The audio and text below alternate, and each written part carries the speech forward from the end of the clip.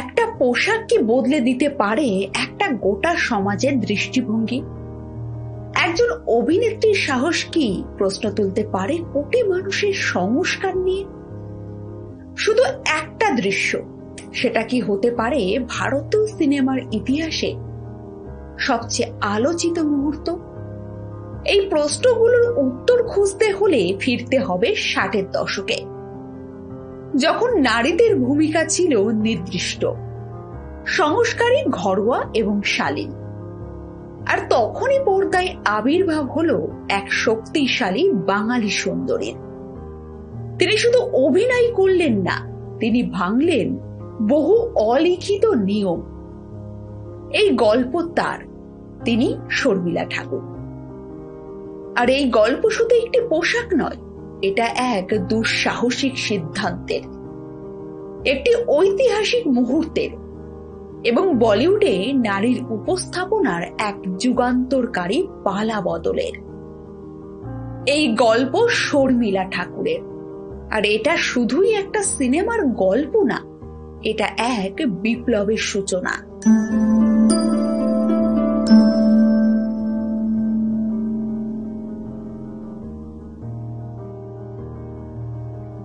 শর্মিলা ঠাকুরের সাহসী পদক্ষেপ শুধু ভারতীয় সিনেমা নয়, বরং ভারতীয় সমাজে নারীদের অবস্থান পরিবর্তনের ক্ষেত্রেও এক গুরুত্বপূর্ণ ভূমিকা পালন করেছিল।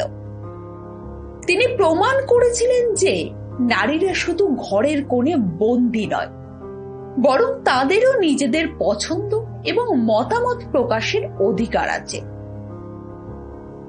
শর্মিলা ঠাকুরের সাহসী পদক্ষেপের পর ভারতীয় সিনেমায় নারীদের পোশাক পরিচ্ছদ এবং উপস্থাপন ধীরে ধীরে বদলাতে শুরু করে।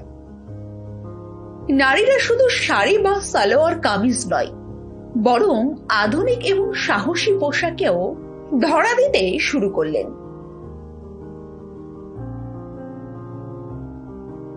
এখন প্রশ্ন হলো, ঠিক কি করেছিলেন শর্মিলা ঠাকুর?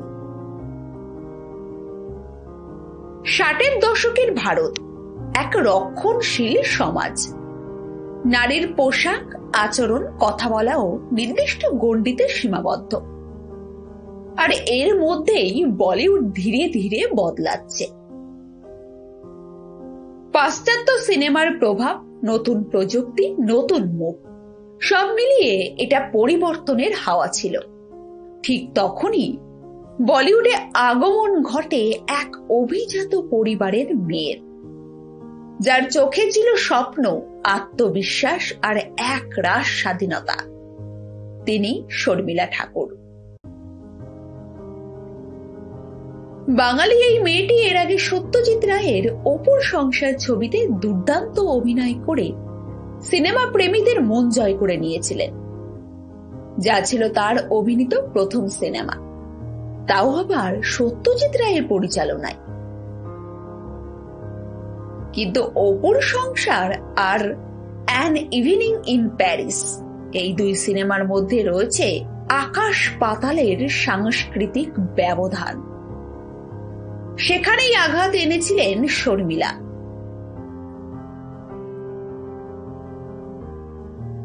উনিশশো 1967 সালে মুক্তি পাওয়া অ্যান ইভিনিং ইন প্যারিস ছিল একেবারে আধুনিক প্রেম কাহিনী। সিনেমার গল্পে শর্মিলা ঠাকুরের চরিত্রটি ছিলেন এক উচ্চবিত্ত স্বাধীন চেতা তরুণী, যিনি প্রেম খুঁজতে প্যারিসে যান এবং সেই প্রেমের যাত্রায় এক দৃশ্যে তিনি বিকিনি পরে হাজির হন সুইমিং পুলের ধারে।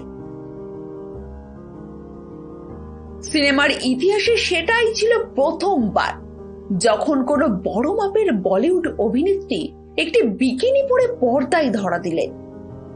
এই একটা দৃশ্য যেন পুরো ভারতীয় সমাজে সাড়া ফেলে দিল। সমর্থন ছিল, সমালোচনাও ছিল। কেউ বললেন সাহসী পদক্ষেপ, তো কেউ বললেন সংস্কৃতি নষ্টের চেষ্টা।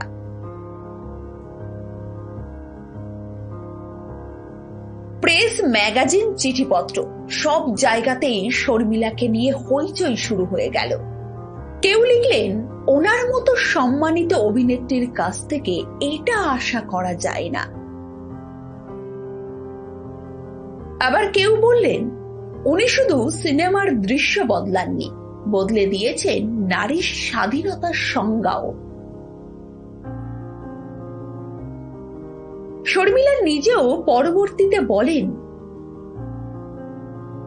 আমি বিকিনি পরেছিলাম কারণ চরিত্রের জন্য সেটা দরকার ছিল। আমি সেটা নিয়ে কখনো লজ্জিত ছিলাম না। এটাই ছিল তার আত্মবিশ্বাস, তার পেশাদারিত্ব, আর সেটাই তাকে আলাদা করে তোলে অন্য 5 জনের থেকে।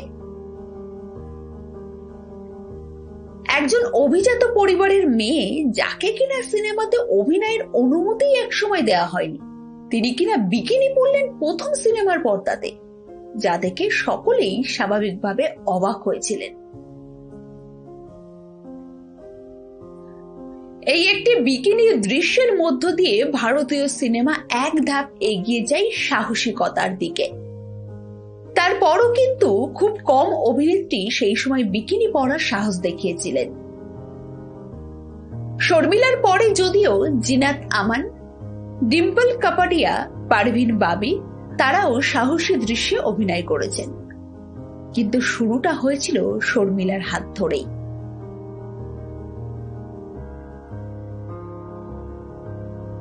অনেকেই বলেন, যদি তিনি সেই সময় না ভাঙতেন এই সামাজিক প্রাচীর, তাহলে হয়তো বলিউডে আধুনিকতার ঢেউ আরো অনেকটাই পরে আসত।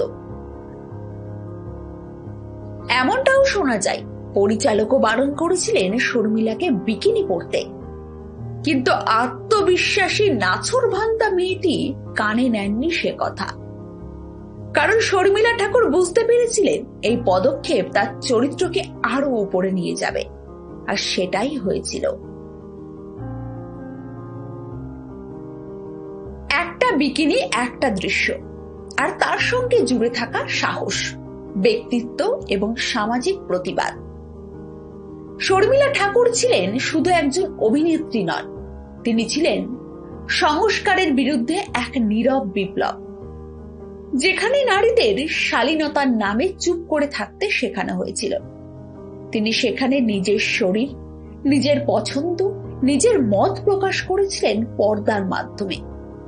এটা শুধু ফ্যাশনের কথা ছিল না, এটা ছিল অধিকারের গল্প।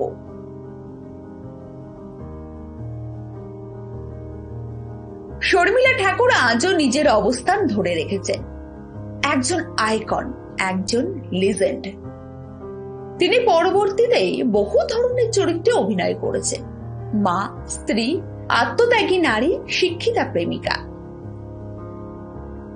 কিন্তু সেই এক মুহূর্ত, বিকিনির দৃশ্য, আজও যেন তার অভিনয় জীবনের এক অন্যতম অধ্যায় হয়ে রয়ে গেছে।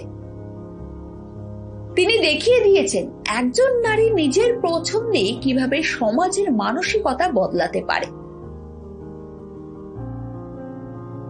শর্মিলা ঠাকুর যেদিন পর্দায় বিকিনিতে এলেন, সেদিন তিনি শুধু আলোচনার কেন্দ্রবিন্দু হননি, তিনি হয়ে উঠেছিলেন নারীর সাহস, স্বাধীনতা আর আত্মবিশ্বাসের প্রতীক।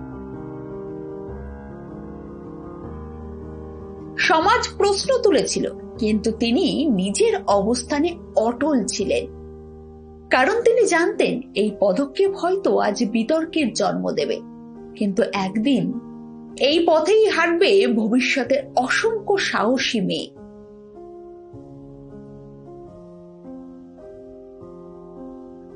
আপনারা কি মনে করেন, শর্মিলা ঠাকুরের এই সাহসিকতা তাকে সময়ের থেকে এগিয়ে ছিল, নাকি সময়ই তাকে তৈরি করেছিল এমন সাহসী এক সিদ্ধান্তের জন্য?